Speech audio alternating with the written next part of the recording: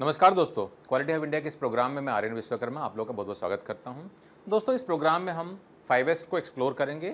5S जो लीन manufacturing का या लीन मैनेजमेंट का एक बेसिक सिस्टम है। इनफैक्ट इसे बहुत सारे जो हमारे कंटिन्यूअल इंप्रूवमेंट के जो प्रोग्राम होते हैं या बहुत सारे जो फिलोसॉफीज़ हैं, जैसे कि बात कर लें टोटल प्रोडक्टिव मेंटेनेंस या टोटल क्वालिटी मैनेजमेंट की बात कर लेते हैं, इसमें 5S जो होता है एक तरीके से फाउंडेशन का काम करता है। इनफैक्ट कोई भी कंपनी बड़े बड़े प्रोजेक्ट जब करती है, बड़े बड़े इंप्रूवमेंट करती है, उसके पहले फाउंडेशन लेइंग एक प्रोग्राम करती है जो कि होता है 5S। अगर किसी कंपनी में 5S अगर नहीं है तो आप फिर बड़े चीज़ों की बात नहीं कर सकते हैं। तो क्यों 5S इतना इंपॉर्टेंट है, इसको हम एक्सप्लोर करेंगे। और 5S, इसका नाम 5S क्यों दिया जाता है, इसको भी हम एक्सप्लोर करेंगे। लेकिन प्रोग्राम शुरू करने से पहले दोस्तों, सारे नए व्यूअर्स को मेरा रिक्वेस्ट है, अगर आप हमारे चैनल पर नए हैं तो चैनल को सब्सक्राइब कर लें, बेल आइकन को भी क्लिक कर लें और वीडियो को अंत तक देखें। और अगर अपने प्रोफेशनल करियर को आगे बढ़ाना चाहते हैं तो हमारे यूट्यूब के वीडियो गैलरी में आपको ढेरों छोटे छोटे वीडियोस मिल जाएंगे, आप उनको एक्सप्लोर करें। ये सारे वीडियोस आपको आपके प्रोफेशनल करियर में आगे बढ़ने में मददगार साबित होंगे। चलिए दोस्तों, आगे बढ़ते हैं। तो दोस्तों, हम बात करने वाले हैं 5S की। तो दोस्तों, 5S जो है इसे हम कहते हैं scientific way of work place management, यानी कि वर्क प्लेस को मैनेज करने का एक साइंटिफिक तरीका है, सिस्टमैटिक एंड साइंटिफिक तरीका है। हम इसे कहते हैं systematic and scientific way of work place management. ठीक है ना। तो वर्क प्लेस यानी कि कोई भी वर्क प्लेस हो, चाहे आपका मैन्युफैक्चरिंग का सेटअप हो, चाहे आप इसको घर में कर रहे हो, चाहे कोई टूल रूम हो, चाहे कोई मेंटेनेंस का एरिया हो, प्रोडक्शन का एरिया हो, कहीं पर भी जो भी आपका वर्क प्लेस है, उस वर्क प्लेस को सिस्टमैटिक तरीके से, साइंटिफिक तरीके से अगर आप मैनेज करना चाहते हैं तो आप 5S का इस्तेमाल कर सकते हैं। ठीक है ना। आगे बढ़ते हैं। तो दोस्तों, इसका नाम जो 5S पड़ा है क्योंकि इसमें 5 S होते हैं। कौन कौन से S होते हैं इसको जरा समझ लेते हैं। तो पहला S जो है दोस्तों, इंग्लिश में अगर बात करें तो इसे कहते हैं सॉर्टिंग, हिंदी में कहते हैं हम इसे छटाई, और अगर जापानीज भी सीखना चाहते हैं तो इसे कहते हैं सीरी। सेकेंड S हो गया सीतो, जापानीज में, हिंदी में कहेंगे सुव्यवस्था, और इंग्लिश में कहेंगे इसको सेट इन ऑर्डर। जापानीज में थर्ड S को कहेंगे सीसो, स्वच्छता कहेंगे हम हिंदी में, या साफ सफाई। ठीक है ना। सिर्फ स्वच्छता नहीं है, यहां पर क्लीनिंग विथ मीनिंग होती है, हम आगे में एक्सप्लोर करेंगे। ठीक है ना। और इंग्लिश में हम इसे कह सकते हैं साइन। ठीक है ना। फोर्थ S को जापानीज में कहेंगे हम शिकेत्सु, हिंदी में कहेंगे मानकीकरण, और अंग्रेजी में इसे कह सकते हैं हम स्टैंडर्डाइजेशन। और फिफ्थ S हमारा जो है, इसे हम जापानीज में कहेंगे शित्सुके, हिंदी में कहेंगे इसे अनुशासन, और अंग्रेजी में कहेंगे सस्टेनेंस। तो दोस्तों, हिंदी में अगर हम लोग बात करें पांचों S की, तो पहला S हो गया छटाई करना, फिर सुव्यवस्था करना, स्वच्छता, फिर मानकीकरण, फिर अनुशासन। और अगर अंग्रेजी में कहते हैं तो पहले हम करेंगे सॉर्टिंग, अनवांटेड चीजों को हटाना, फिर सेट इन ऑर्डर करेंगे, ऑर्गेनाइज करके रखेंगे चीजों को, फिर साइन करेंगे, साफ सफाई करेंगे, फिर स्टैंडर्डाइजेशन करेंगे, मानकीकरण कर देंगे, फिर सस्टेन करेंगे। ठीक है ना। बाकी जापानीज में अगर सीखना चाहते हैं वर्ड्स को तो आप सीख लीजिए, लेकिन जापानीज में रट्टा मारने की जरूरत नहीं है। मैंने काफी लोगों को देखा है, जब पूछते हैं कि 5S क्या होता है, वो जापानी शब्दों को रट के बता देते हैं कि सेरी, सितो, शित्सो, शिकेत्सु, शित्सुके, लेकिन इसका अगर हिंदी में पूछा जाए या अपनी भाषा में उनको पूछा जाए, उनको पता नहीं होता मतलब, है ना। तो जापानीज में रट्टा मारने का मतलब नहीं है, आपको कॉन्सेप्ट को समझना है और इंप्लीमेंटेशन करना ज्यादा इंपॉर्टेंट है रट्टा मारने से। चलिए आगे बढ़ते हैं और इनको थोड़ा सा हम एक्सप्लोर करते हैं। तो पहला ऐसा हो गया हमारा दोस्तों सॉर्टिंग करना। ठीक है ना। जब हम सॉर्टिंग की बात करते हैं तो सॉर्टिंग में क्या करते हैं, हम अनवांटेड चीजों को हटाते हैं। यहां पर भी हम सिस्टमैटिक तरीके से और साइंटिफिक तरीके से अनवांटेड चीज को हटाएंगे। तो जब हम अनवांटेड चीजों की बात करते हैं तो इसमें हम 4 चीजों का ख्याल रखेंगे। पहला क्या हो गया, नॉट नीडेड एट ऑल, ऐसे सामान जो कि बिल्कुल नहीं चाहिए, कचरा है, वेस्ट है ना, चाहिए ही नहीं, हटाओ उसको भी। ठीक है ना। दूसरा, नीडेड बट नॉट नाउ, चाहिए लेकिन अभी नहीं चाहिए, बाद में चाहिए, है ना। अब अगर मैं घर का एग्जांपल दे दूं, सेम चीज आप अगर घर में इस्तेमाल करना चाहते हो घर में भी कर सकते हैं, किसी पैंट्री में, किचन में, होटल में, रेस्टोरेंट में 5S जो दोस्तों कहीं पर भी इस्तेमाल हो सकता है। किसी भी तरह का सेटअप हो, मैन्युफैक्चरिंग कंपनी हो, सर्विस इंडस्ट्री हो, 5S को हम कहीं पर भी इस्तेमाल कर सकते हैं, ठीक है ना। तो पहले क्या करेंगे, ऐसा सामान जो कि बिल्कुल नहीं चाहिए। अगर मैं घर का ही एग्जाम्पल ले लूं तो घर में जो हमारी सफाई होती है मॉर्निंग में रोज, है ना, सफाई जब करते हैं तो क्या करते हैं, नॉट नीडेड एट ऑल, जो बिल्कुल सामान नहीं चाहिए उसको हम हटा देते हैं, फेंक देते हैं, ठीक है ना। उसके बाद में needed but not now. For an example, घर में रजाई की जरूरत पड़ती है, बिल्कुल पड़ती है ना, कंबल की जरूरत पड़ती है। क्या उसको गर्मी में आप इस्तेमाल करते हो? नहीं करते हो। कब इस्तेमाल पड़ती है उसकी जरूरत पड़ती है ठंड में। तो क्या करते हैं, उसको फेंक देते हैं? नहीं। वो आइटम हो गई नीडेड बट नॉट नाउ, चाहिए लेकिन गर्मी में नहीं चाहिए, है ना। उसी तरीके से अगर बात करें ठंड में, तो ठंड में हमारे बहुत सारे सामान रहते हैं जो कि गर्मियों में इस्तेमाल किए जाते हैं, उसकी जरूरत नहीं पड़ती तो उसको हम हटा देते हैं, ठीक है ना। तो इस तरीके से कहने का मतलब हो गया नीडेड बट नॉट नाउ। ऐसे सामान जो कि अलग अलग टाइम में जरूरत पड़ती है, अलग अलग सिचुएशन में जरूरत पड़ती है, उसको हटा के कहीं पर अलग जगह में, स्टोरेज में, कैबिनेट में, कहीं पर उसको हम पार्क करेंगे, ताकि मेरा रूटीन का जो मेरा वर्किंग एरिया है जहां पर मैं काम करता हूं उसको क्या करूं, साफ सफाई रखूं, क्लटर फ्री रखूं। जितना साफ सफाई रहेगा उतना मेरा ढूंढने का समय बचेगा, है ना। तो मेरी काम की एफिशिएंसी बढ़ेगी, मेरा जो मोशन वेस्ट होता है, ट्रांसपोर्टेशन वेस्ट होता है, उसमें भी कमी आएगी। 7 तरह के वेस्ट होते हैं, है ना। टीम वुड से हम जानते हैं, तो अगर उनको भी सीखना है टीम वुड क्या होता है, वेस्ट क्या होता है, मुदा क्या होता है, 3M क्या होता है, इसके भी छोटे छोटे वीडियोस आपको हमारे यूट्यूब चैनल में मिल जाएंगे। वीडियो गैलरी में जाइए और क्वालिटी हब इंडिया का यूट्यूब चैनल आपको सिंगल पॉइंट आपको डेस्टिनेशन मिलेगा। अगर आप लीन manufacturing, quality management, six sigma के बारे में सीखना चाहते हैं तो हमारे यूट्यूब चैनल में आपको सारे छोटे छोटे वीडियोस मिल जाएंगे, ठीक है ना। तो आगे बढ़ते हैं। थर्ड हो गया हमारा नीडेड बट नॉट हियर। ऐसे बहुत सारे सामान आते हैं जो कि चाहिए होते हैं लेकिन यहां नहीं चाहिए। यहां मतलब जैसे कि फॉर एग्जांपल एक मैन्युफैक्चरिंग कंपनी का सेटअप ले लेते हैं। अब मेंटेनेंस में कोई काम कर रहा है तो मेंटेनेंस में किचन का सामान थोड़ी ला कर रखा जाएगा, या आपका जो पैंट्री रहता है वहां का सामान थोड़ी रखा जाएगा। टूल रूम में टूल रूम का सामान रहेगा, मेंटेनेंस का सामान नहीं रहेगा। प्रोडक्शन के एरिया में प्रोडक्शन का सामान रहेगा, टूल रूम का सामान, मेंटेनेंस का सामान नहीं रहेगा। HR में HR का सामान रहेगा। क्वालिटी का जो टेस्टिंग करने के इंस्ट्रूमेंट के जैसे होते हैं उसको क्या HR में रखेंगे? नहीं रखेंगे, है ना। इसका मतलब नीडेड बट नॉट हियर, ऐसे सामान जो कि आपके एरिया में नहीं चाहिए आप उनको हटा दीजिए। अब होता क्या दोस्तों, जब हम लोग 5S इम्प्लीमेंटेशन करते हैं तो कंपनी को अलग अलग जोन में बांट देते हैं। फॉर एग्जांपल आपकी कंपनी जो हो गया ऐसा करके सेफ है, ठीक है ना, आपने इसको अलग अलग जोन में बांट दिया है, ठीक है ना। Zone A, zone B, zone C, zone D, है ना, A B C D E F G, मैंने ऐसे ही अभी नामकरण कर दिया है। अलग अलग जोन है, अलग अलग जोन के आपने लीडर बना दिए हैं और लीडर्स को बोला गया 5S इम्प्लीमेंटेशन करने के लिए। तो जब वो अपना 1S इम्प्लीमेंटेशन करेंगे तो क्या करेंगे, वो इन सब चीजों को ध्यान में रखेंगे। जैसे कि नीडेड बट नॉट हियर, तो B वाला क्या देखेगा, ये देखेगा कि भाई मेरे जोन में मेरे लायक जो सामान है मैं उनको रखूं, जो मेरे लायक सामान नहीं उसको क्या करूं, मेरी एरिया से हटाओ। कहां हटा कर रखेंगे, इसके लिए क्या करते हैं दोस्तों, एक बनाते हैं रेड टैग जोन, ठीक है ना।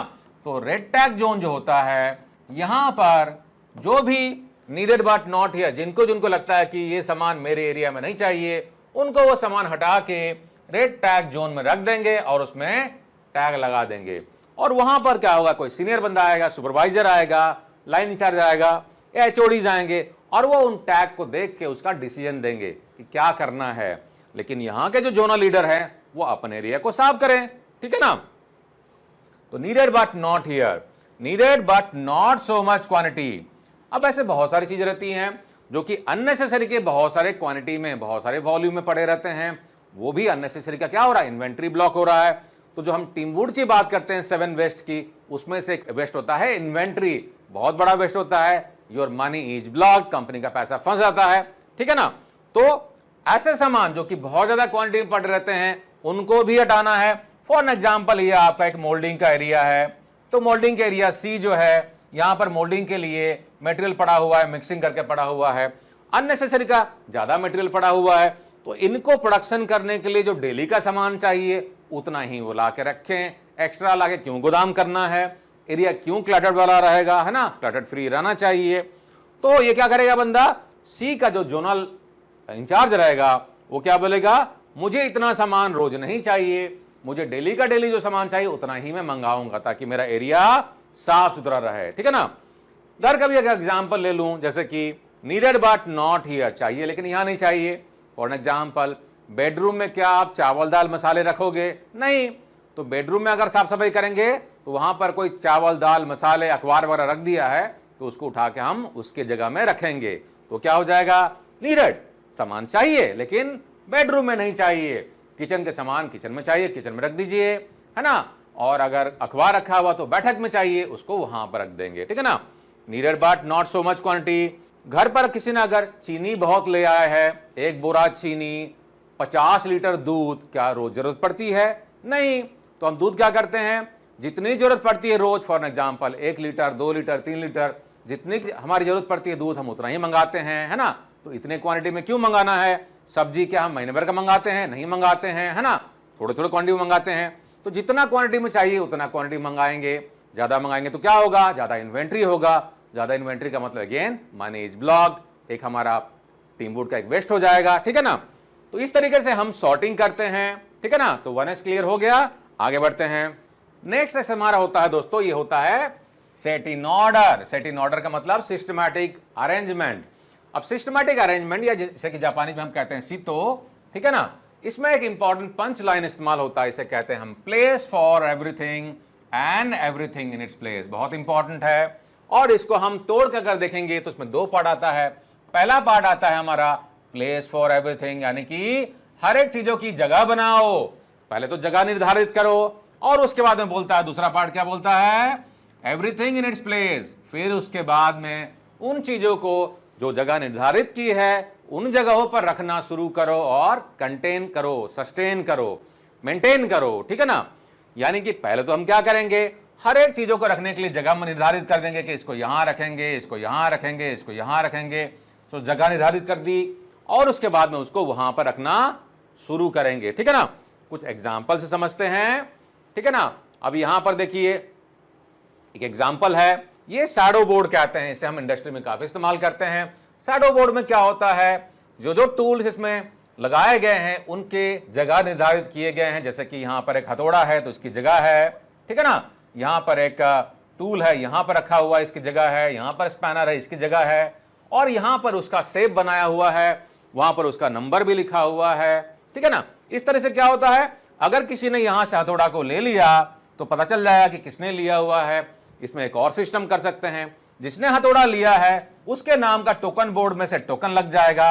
फॉर एग्जाम्पल, राम ने लिया है या श्याम ने लिया है, तो राम क्या करेंगे, जब हथौड़ा लेंगे यहां से तो अपने नाम का टोकन यहां लगा देंगे। और मोहन आया बाद में, और मोहन देखना मोहन को भी हथौड़े की जरूरत है, तो मोहन क्या करेगा, ढूंढने की जरूरत नहीं पड़ेगी, वो डायरेक्टली बोर्ड को देखेगा और बोर्ड को देख के जान जाएगा कि उसको राम ने लिया हुआ है। तो राम को फोन करेगा कि भैया राम, मुझे भी हथौड़े की जरूरत है, कब तक काम खत्म हो जाएगा। ठीक है कि नहीं। तो सर्चिंग टाइम का समय बच गया, है ना, ढूंढने की जरूरत नहीं पड़ी। प्लस हमने बोर्ड को कहां लगाया, बोर्ड को हमने हाइट में लगाया है, दीवार पे लगाया है, तो मेरा जमीन भी क्लियर हो गया। तो लीन में हम लोग क्या करते हैं, स्पेस का भी प्रॉपर यूटिलाइजेशन करते हैं, और यहां पर टाइम भी मेरा बच गया, है कि नहीं। तो इसमें बहुत सारे फायदे हैं। किसका, सेकेंड एस का, place for everything and everything in its place. इसमें हम एक और कॉन्सेप्ट का इस्तेमाल करते हैं, इसे कहते हैं हम search free and count free. तो दोस्तों अभी हम लोग जो 5S को सीख रहे हैं, ये बेसिक कॉन्सेप्ट आपको सिखा रहा हूं मैं कि 5S होता क्या है। वैसे क्वालिटी ऑफ इंडिया का हमारा 5S एक्सपर्ट का एक डिटेल कोर्स है, जहां पर सिर्फ आपको बेसिक 5S ही नहीं, एज एन एक्सपर्ट अगर आपको किसी कंपनी में 5S को रोल आउट करना है तो एंड टू एंड सारी चीजें 5S के बारे में, कैसे रोल आउट करना है, ऑर्गेनाइजेशन स्ट्रक्चर कैसा होना चाहिए, लोगों की रोल रिस्पॉन्सिबिलिटी कैसी होनी चाहिए, चेकशीट क्या होता है, कैसे ऑडिट करते हैं, कैसे एनालिसिस करते हैं, कैसे एक्शन लेते हैं, क्या क्या बेस्ट प्रैक्टिसेस है, सब कुछ आपको सिखाया जाएगा। ठीक है ना, ताकि आप प्रॉपर 5S एक्सपर्ट बन पाएं। डिटेल में आपको चाहिए, आप हमारे क्वालिटी ऑफ इंडिया के ऐप को डाउनलोड कर लें। चलिए आगे बढ़ते हैं। यहां पर एक और एग्जांपल देख लीजिए। यहां पर देखिए, यहां पर फाइल्स को रखे हुए हैं, कितने ऑर्गेनाइज तरीके से रखे हुए हैं फाइल्स को, और यहां पर वी शेप का भी इस्तेमाल किया गया है, ताकि यहां में से किसी ने अगर एक फाइल निकाल लिया तो वी का शेप नहीं बनेगा। यहां से किसी ने निकाल के और इसको यहां रख दिया तो क्या होगा, शेप नहीं बनेगा। ठीक है ना। तो विजुअली हम लोग दूर से जान जाएंगे कि फाइल को गलत जगह में रखा हुआ है। तो 5S में हम लोग क्या करते हैं, विजुअल मैनेजमेंट का भी इस्तेमाल करते हैं, ठीक है ना। उसी तरीके से यहां पर देख सकते हैं, यहां पर भी ड्रम्स में हाइड्रोलिक ऑयल को रखा गया है। तो काफी सारे बेस्ट प्रैक्टिसेस का इसमें इस्तेमाल किया गया, जैसे कि ट्रांसपेरेंट है, तो ट्रांसपेरेंट से हमको दूर से नजर आता है कितना ऑयल है, मार्किंग किया गया है, तो ऑयल का लेवल भी हमको साफ पता चल रहा है, 5 लीटर है, 10 लीटर है ना। यहाँ पर टैप है, तो टैप से खोल कर निकाल लेंगे, और अगर कोई टपकेगा ऑयल तो उसके लिए यहाँ पर एक लगाया गया बकेट छोटा सा, तो उससे क्या होगा, जमीन पर नहीं गिरेगा, तो हजार्ड वगैरह भी हम अवॉइड कर लेंगे, ठीक है ना। साथ ही कलर कोडिंग भी यहाँ पर की गई है, तो कोई बंदा कलर कोडिंग देख के उसी हिसाब से क्या कर सकता है, रिफिल कर सकता है। यहां पर देखिए कलर कोडिंग फर्दर किया गया है ग्रीन और रेड में, यानी कि रेड के लेवल में अगर ऑयल आ गया, इसका मतलब क्या हो गया, ये हमारा रीऑर्डर लेवल, यानी कि इसको रिफिल करने का टाइम आ गया है। तो जो बंदा रहेगा रेस्पॉन्सिबल स्टोर्स का, वो आके इसको रिफिल कर देगा। इस तरह से बहुत सारे इसमें से कॉन्सेप्ट निकल सकते हैं। मैंने आपको 4-5 ही बताया, इसमें कम से कम 10-15 बेस्ट प्रैक्टिसेस हैं जो कि आप इस्तेमाल कर सकते हैं। आप चाहे तो इसको पॉज करके इसको एक्सप्लोर कर लीजिए, और क्या क्या आपको बेस्ट प्रैक्टिसेस में मिल रहा है कमेंट सेक्शन में लिख के हमको बताइए। थर्ड एस क्या होता है हमारा दोस्तों, थर्ड एस होता है हमारा साइन, यानी कि साफ सफाई स्वच्छता। तो यहां पर हम नॉर्मल साफ सफाई नहीं करते हैं, यहां पर स्वच्छता होती है, क्लीनिंग विथ मीनिंग होती है, यानी कि जब क्लीनिंग करें तो कुछ मीनिंग भी होना चाहिए। जैसे कि अगर मशीन की सफाई कर रहे हैं तो मशीन को सफाई करने के दौरान में क्या करेंगे, अच्छी तरह सफाई करेंगे। कहां कहां सफाई करेंगे मशीन की, 6 साइड में, फ्रंट होगा, रियर होगा, लेफ्ट होगा, राइट होगा, टॉप होगा, बॉटम होगा, यानी कि 6 side of machine should be cleaned, properly clean करना है। और क्लीनिंग करने के दौरान में हमें क्लीटा का ध्यान रखना है, CLITA। क्लीटा क्या हो गया, क्लीटा होता दोस्तों C से होती है क्या हमारी क्लीनिंग करना, और L से क्या होता है लुब्रिकेशन करना, I से क्या होता है इंस्पेक्शन करना, T से क्या होता है टाइटनिंग करना, और A से क्या होता है अलाइनमेंट करना। यानी कि जब हम क्लीनिंग कर रहे हो तो क्लीनिंग करने के दौरान में लुब्रिकेशन भी करेंगे, जहां जहां पर लगता है ग्रीजिंग करना है, ऑयल डालना है मशीन में, तो वहां पर हम लुब्रिकेशन भी कर लें। साथ ही साथ हम इंस्पेक्शन भी करते हुए चलें। इंस्पेक्शन करें क्या, कहीं कुछ बर्निंग तो स्मेल नहीं आ रहा है। हमारे जो 5 सेंसेस हैं, कौन कौन से 5 सेंसेस हैं कमेंट सेक्शन में लिख के बताइए। उन 5 सेंसेस का हम इस्तेमाल करते हुए हम क्या करेंगे, इंस्पेक्शन करेंगे। कहीं कुछ बर्निंग तो नहीं हो रहा है, कहीं कुछ स्मेल तो नहीं आ रहा है, कहीं कुछ गर्म तो नहीं हो गया है, वगैरह वगैरह, है ना। अच्छी तरह से हम चेक करेंगे, और हम क्या करेंगे, टाइटनिंग भी करेंगे। नट वगैरह लूज हो गई है उसको टाइट कर देंगे, और प्रॉपर अलाइनमेंट भी करेंगे हमारे मशीन के पार्ट्स का। अगर कहीं पर कुछ गड़बड़ हो गया, इधर उधर घूम गया, तो उसका प्रॉपर अलाइनमेंट भी कर देंगे। तो क्लीटा भी हम करते हुए चलेंगे, किसमें, साइनिंग करने के दौरान में, ठीक है ना। नॉर्मल इंस्पेक्शन नहीं, इंस्पेक्शन विथ मीनिंग होता है। यहां पे काफी सारे कंपनी में दोस्तों बेस्ट प्रैक्टिसेस होता है, वो क्या करते हैं, 5S को आज रिचुअल के तौर पर लेते हैं। मतलब क्या होता है, कंपनी में एक टाइम निर्धारित कर दिया जाता है, चाहे तो आप डेली कर लीजिए, चाहे तो आप वीकली कर लीजिए, वैसे डेली बेसिस में 5S होना चाहिए। तो 5 मिनट के लिए, 10 मिनट के लिए ही सही, रोज के बेसिस में आपका कंपनी में 5S होना चाहिए। हर एक बंदा अपने एरिया में साफ सफाई करे, और जो हमने बात किया, जो भी रिक्वायर्ड एलिमेंट्स है उसका प्रॉपर इंस्पेक्शन, लुब्रिकेशन, टाइटनिंग वगैरह करते हुए चले, ठीक है ना। तो आप निर्धारित कर सकते हैं कब करना है और कितनी देर के लिए करना है। और क्लीनिंग करने के दौरान में कुछ भी अगर ऑब्जर्वेशंस आती है, उन ऑब्जर्वेशंस को क्या करते हैं, नोट करते हैं। नोट करने के बाद उसमें इंप्रूवमेंट भी करते हैं। अगर टीपीएम की भाषा में बात करें तो जो नॉर्मलिटीज आती है, जैसे कि हम फुगवाई भी कहते हैं, उन फुगवाई को क्या करते हैं, आइडेंटिफाई करते हैं, उसमें टैगिंग वगैरह करते हैं, और उसमें हम इंप्रूवमेंट करने की कोशिश करते हैं। एक तरीके से क्या होता है, हम कंटिन्यूअल इंप्रूवमेंट की जर्नी में आगे बढ़ते हैं। तो जब हम बात करते हैं थर्ड एस की, तो यहां पर आती है क्लीनिंग विथ मीनिंग। मीनिंग के साथ में क्लीनिंग होनी चाहिए, एंड क्लीनिंग इज इंस्पेक्शन। आंख बंद कर क्लीनिंग नहीं करना है, पॉलिटिक्स की बात नहीं करनी है, इंस्पेक्शन करना है। और कुछ अगर अबनॉर्मलिटी आई, अबनॉर्मलिटी को रिकॉर्ड करना है, फिर एक्शन लेके उसको क्लोज करना है। आगे बढ़े। फोर्थ एस होता है दोस्तों स्टैंडर्डाइजेशन, यानी कि हमने 1S 2S 3S कर लिया, फोर्थ एस क्या हो जाएगा, अब चीजों को हम स्टैंडर्डाइज करेंगे। अब एग्जांपल के तौर पर देखिए, यहां पर क्या देखिए, बोर्ड लगाया गया है। तो बोर्ड में आपको क्या स्टैंडर्डाइजेशन नजर आता है, यहां पर हम देख सकते हैं, ये दिल्ली का बोर्ड है। देखिए यहां पर वसंत कुंज है, मुनीर का है ना। इसमें क्या आपको नजर आता है, आप अगर देखेंगे दिल्ली में तो ये जो हाइट है एक स्टैंडर्ड में नजर आएगी, सब जगह में एक ही हाइट मिलेगा। बोर्ड में जो आपको कलर नजर आएगा वो आपका एक ही कलर नजर आएगा। बैकग्राउंड कलर, फॉन्ट कलर आपको स्टैंडर्डाइज मिलेगा सब जगह में। पहले हिंदी में रहेगा, फिर इंग्लिश में रहेगा। बोर्ड का साइज क्या रहेगा, हाइट क्या रहेगा, वगैरह वगैरह सारा कुछ स्टैंडर्डाइज किया गया है। उसी तरीके से हम भी कंपनी में चीजों को स्टैंडर्डाइज करें, यानी कि क्या करें हम, create and post rules for each work area. Standard should be simple and visual. हर एक एरिया में हम चीजों को स्टैंडर्डाइज करें और सिंपल बनाएं। लोग की लाइफ आसान बनानी है, कॉम्प्लिकेशन नहीं करना है। साथ ही साथ जब हम स्टैंडर्डाइजेशन करते हुए चले तो क्या करेंगे, रेस्पॉन्सिबिलिटी लोगों की फिक्स करेंगे। साथ ही साथ इस रेस्पॉन्सिबिलिटी को उसके रूटीन वर्क में इंटीग्रेट कर दें। इसको अगर आप डेली वर्क मैनेजमेंट में इंटीग्रेशन करेंगे DWM में तो बढ़िया रहेगा, है ना। वैसे डेली वर्क मैनेजमेंट क्या होता है, अगर बेसिक लेवल में समझना है तो इसका भी छोटा सा वीडियो हमारे यूट्यूब चैनल के वीडियो गैलरी में मिल जाएगा। डिटेल में एक्सप्लोर करना चाहते हैं तो छोटा सा कोर्स इसका है, जहां पर क्या आपको डेली वर्क मैनेजमेंट के बारे में with example and case study समझने के लिए मिलेगा। तो हमारे कोर्स को भी आप एक्सप्लोर कर सकते हैं। साथ ही साथ हम लोग चेक करते हुए चलेंगे कि सिस्टम कैसे मेरा काम कर रहा है, और उसी के साथ ही हम लोग आगे बढ़ते हैं हमारे 5th एस की तरफ। और 5th एस हमारा होता है सस्टेनेंस, यानी कि हमने 1S कर लिया, अनवांटेड चीजों को हटा लिया, छटाई कर ली। 2nd एस कर लिया, सिस्टमैटिक अरेंजमेंट कर लिया। 3rd एस कर लिया, साइन कर लिया, स्वच्छता कर लिया। 4th एस कर लिया, स्टैंडर्डाइज कर लिया। अब इनको सस्टेन करते हुए चलेंगे, है ना। सस्टेन कैसे करेंगे, सस्टेन करने के लिए सारे लोगों को अवेयरनेस देना है, ट्रेनिंग देना है।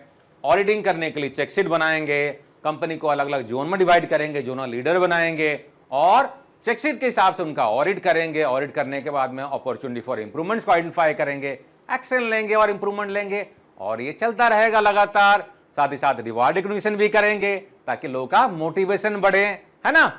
इस तरीके से दोस्तों क्या होता है, 5S जो होता है कल्चरल चेंज करने का, इंप्रूवमेंट करने का, इंप्लॉय एंगेजमेंट करने का एक बहुत ही इंपॉर्टेंट इनिशिएटिव बन जाता है।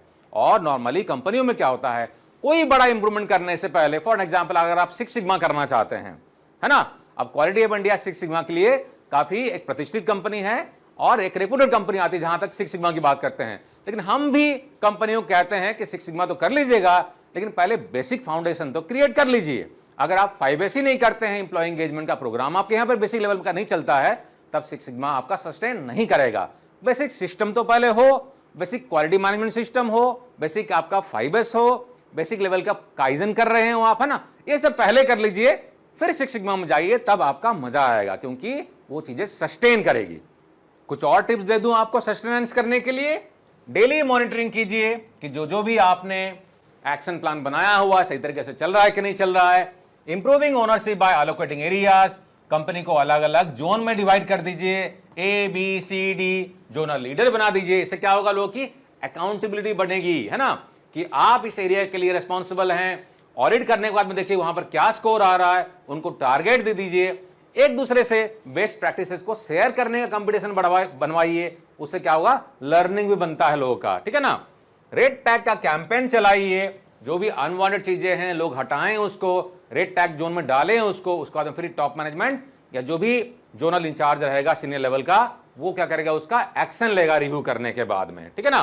Communicating visually through fix point photography शुरू कीजिए, जहां पर कि आप बिफोर और आफ्टर का फोटोग्राफ ले सकते हैं कि पहले सिचुएशन क्या था और एक्शन लेने के बाद में, इंप्रूवमेंट करने के बाद में क्या बना।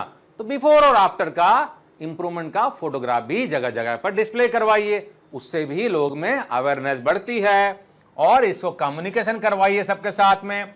ट्रेनिंग को कंटिन्यू कीजिए, सारे एम्प्लॉय को कवर कीजिए बैचेस में, ठीक है ना। और ट्रेनिंग करने में अगर आपको हेल्प चाहिए, क्वालिटी ऑफ इंडिया है ना, आप हमें भी कॉन्टेक्ट कर सकते हैं। हम आप कंपनी में लोगों को ट्रेनिंग देने के लिए अपने फैकल्टी को भेज सकते हैं। या अगर आप चाहते हैं कि 5S को अपनी कंपनी में आपको इंप्लीमेंटेशन करवाना है, ऑडिट करवाना है, हम इसमें भी कंपनियों को सपोर्ट करते हैं, आप हमें याद कर सकते हैं, ठीक है ना। और पीरियोडिक ऑडिट कर सकते हैं सारे लेवल का, ताकि चीजें सस्टेन हो। और ये आप कंपनी के लिए एक इंपॉर्टेंट इनिशिएटिव साबित होगा। तो दोस्तों मैं आशा करता हूं कि बेसिक लेवल का 5S आपको 1S, 2S, 3S, 4S, 5S समझ में आ गया होगा। कैसा लगा वीडियो दोस्तों, कमेंट में लिख के जरूर बताइए। और हाँ दोस्तों, अगर वीडियो अच्छा लगता है तो आपको हमारे कोर्सेज भी पसंद आएंगे, जो कि बहुत ही एग्जॉस्टिव रहते हैं एग्जाम्पल और केस स्टडी के साथ में। साथ ही साथ हमारे जो सर्टिफिकेशन रहते हैं वो इंटरनेशनली अक्रेडिटेड सर्टिफिकेशन है, ग्लोबली वैलिड सर्टिफिकेशन है, और 50+ कंट्रीज से हमारे स्टूडेंट हमारे साथ में जुड़े हुए हैं, जो कि हमारे साथ में जुड़ के अपने करियर को नई ऊंचाई में लेके जा रहे हैं। तो आप भी देर न करें, क्वालिटी हब इंडिया के ऐप को अभी डाउनलोड करें, या आप हमारे टीम को कनेक्ट करके हमारे कोर्सेज के बारे में एक्सप्लोर कर सकते हैं। साथ ही साथ किसी भी तरह के ट्रेनिंग, कंसल्टिंग या सर्टिफिकेशन के लिए भी हमें कॉन्टैक्ट कर सकते हैं। अगली वीडियो में दोस्तों फिर से मुलाकात होगी। जय हिंद।